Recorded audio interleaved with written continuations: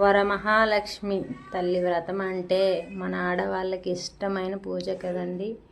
అలా అని ఈ పూజ నేను చాలా ఇష్టంగా తెల్లవారే లేచి చక్కగా పిండి వంటలు చేసి అమ్మవారికి నైవేద్యం పెట్టి చేసుకున్నాను పూజ. ఇలా సింపుల్గా నాకు వచ్చిన దాంట్లో సంతృప్తి చెందుతాను నేను.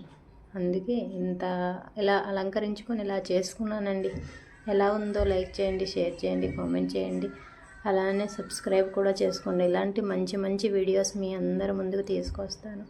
అలా ఉన్న అమ్మవారిని ఇలా తయారు చేశానండి. తెల్లవారు లేసి ఒక్కదాన్నే చేసుకోవాలి. పిల్లలు అలానే హస్బెండ్ డ్యూటీకి వెళ్ళిపోయారు.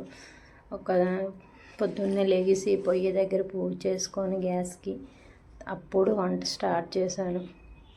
శనగలు ఉడకబెట్టాలి, పప్పు ఉడకబెట్టాలి, బూరెలు చేశాను, గారెలు వేశాను, తీపి గారెలు వేశాను.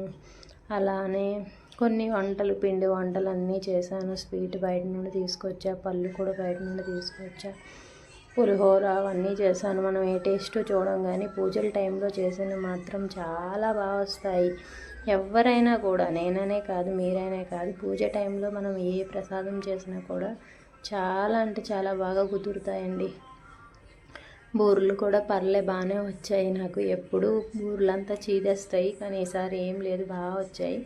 హల్వా, ప్రసాదం, పరమాన్నం అన్నీ అలా చేసి నైవేద్యం పెట్టి ఫైనల్గా పూజ అయితే కంప్లీట్ చేసేసాను. వీడియో నచ్చితే లైక్ చేయండి, షేర్ చేయండి, సబ్స్క్రైబ్ చేయండి. ప్లీజ్ ఫ్రెండ్స్, సపోర్ట్ చేస్తూ ఉండండి. ఇలాంటి మంచి మంచి వీడియోస్ మీ అందరి కోసం నేను ఇంకెన్నో తీసుకొస్తాను. అలానే వరలక్ష్మి పూజ అంటే మీలో కూడా అందరికీ ఇష్టమే. మీలో ఎంత ఇష్టమో, ఎంతమందికి ఇష్టమో కామెంట్ చేయండి. నాకైతే చాలా ఇష్టం వరలక్ష్మి పూజ అంటే.